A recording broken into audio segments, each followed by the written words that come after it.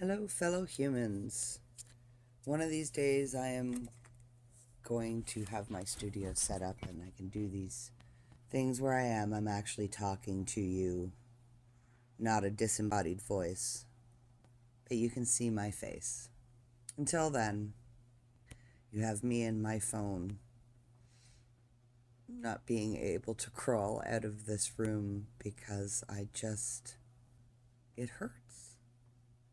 I know how hard it is to face truth. None of us want to do it. And this disembodied voice can be ignored. Just like those things we know inside ourselves, we feel inside ourselves that we are more and more distracted from by the spectacle.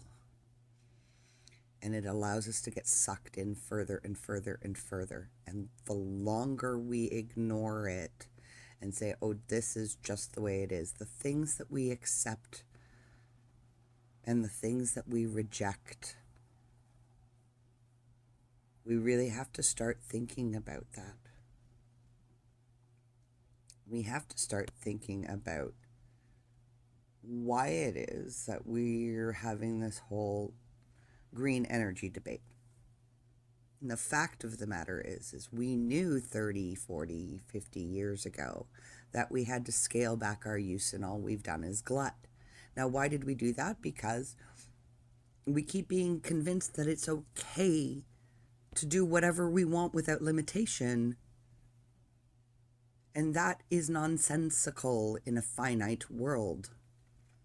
And it is a direct result of us adopting consumer capitalism, bringing the economy into every aspect of our lives. There are a few things that we really need to examine our belief in, our faith in.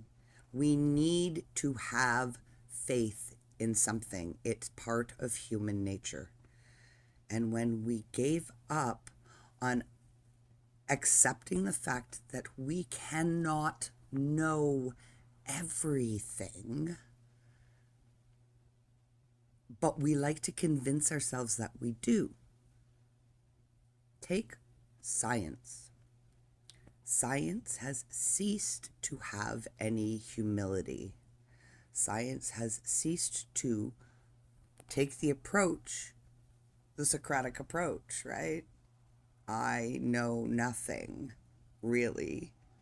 This is the base that I've got, and I'm moving forward, and things can change, and things do change.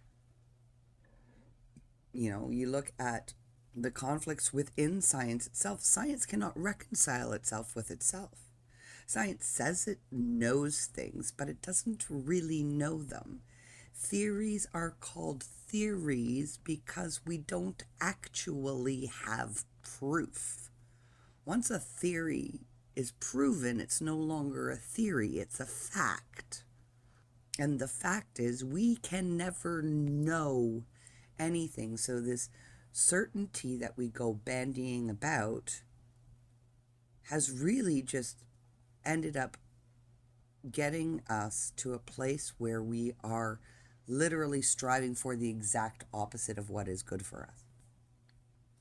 I am so just flabbergasted. I don't understand how we don't see how destructive the things that we have adopted and we pursue are. We ditched life for lifestyles. There are a few things that we really, really have to think about as a culture in what we're promoting. And I am going to bring this up. People hate the Catholic Church because sex scandals. There's absolutely zero in Catholic doctrine or in the institution itself that supports the abuse of children sexually. What the Catholic Church did wrong was cover it up. That, yes, you know what? The world is full of sick people who will abuse power everywhere, not just the Catholic Church. The Catholic Church was an organization that, due to certain aspects of the way that it functions attracted these kinds of people. Just like the trans movement and these extreme trans activists, not genuine trans people. But if genuine trans people don't stand up and call out, and the trans community continues to be supportive of people who are not representative of them, and they say, oh no, we have to bury this because it'll make the rest of us look bad. Isn't that kind of the same thing the Catholic Church did? How about saying, you know what, we realize that there's this vulnerability here and we're going to try and keep everybody safe. And no, people who have manipulated this, obviously are manipulating this, we're going to call out, and we're not going to respect them because they're not showing us any respect. Instead of making victims feel like they're the ones who are wrong. Like, really think about what we're doing. Same thing with so many things. I could start talking about car culture. You think these are two different things? They're not. They're not.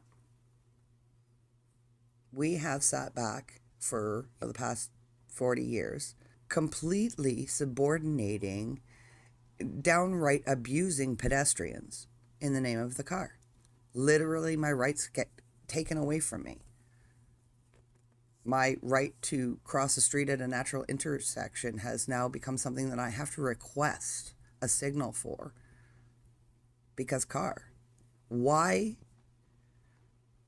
Think about it, really, honestly. And you know what? Everybody just accepts it. People treat me like I'm a freak for saying, hey, wait a second. No, that car needs to put its foot full on the brake while my body's in front of it. They're endangering my life. When we had a death rate in the first 6 months of 2022 of 3 pedestrians a month being killed in the city that I live in, you show me another oppressed group that has a death rate like that anywhere in North America. An average of 3 people a month specifically being killed because of a privilege that has been running roughshod over their rights for decades and decades, almost my entire life. I remember a day where you didn't have to have a speed limit sign on every tiny little side street in a residential neighborhood.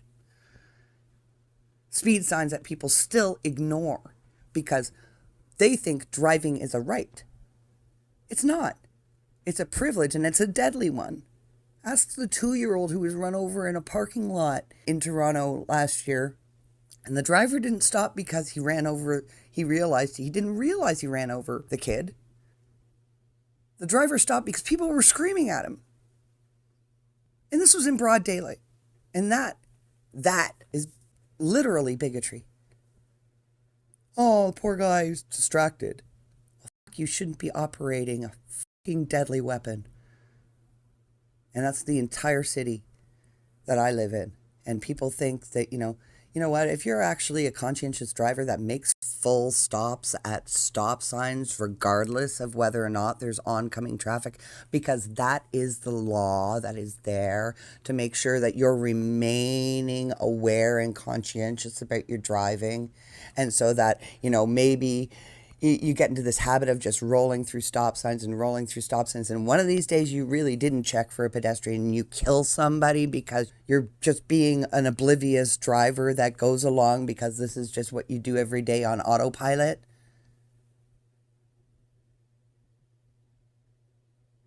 I gotta tell you, I confront people like that every day of my life. I have to sit there and literally I had an argument with a guy who was driving around me as he slowly went around me. I'm like, please put your foot on the brake. You're threatening my life. No, I'm not. Yes, you are threatening my life. When you are rolling a vehicle at me, as I say, please stop your vehicle, you're literally bullying me and threatening my life. And if I, with my walker and my bad hip, have to stop and you misjudge your ability to safely drive around me in your fucking weapon, and I'm dead, you can cry over the dent in your fucking car, asshole. It's bigotry, and we all accept it. And it's bigotry anytime a privilege stomps on a right. You know, like children's right to grow up not being told everything that could be wrong with them. A child's right to grow up in innocence, as opposed to an adult's right to just flail around and be whatever ridiculous fucking mess that they want to be in front of everybody. It's all the same thing. It's human arrogance. It's our deciding we have a right. And it goes right back to that first decision. And whether or not you want to believe that the Bible is factual or whether it's moral truth, humanity keeps deciding that it knows, and it forgets that what it knows is good and evil. And we keep choosing evil over good because we have the right to choose instead of just be and accept. And we all know, like, psychology. I don't understand the mental health industry at all. Well, I do, man. Profit, right? Problems are profit. Remember that, people. That is like a mantra in business. Problems are profit. And the wealth that we all want to hang on to is bullshit. It's debt. It's exploitation. It's not value. It is the exact opposite. And yes, all of these things are rooted in the same thing, and it's you and me and our choice of good orderly direction or human error. Thanks for listening. Narrative bullshit. It's propaganda.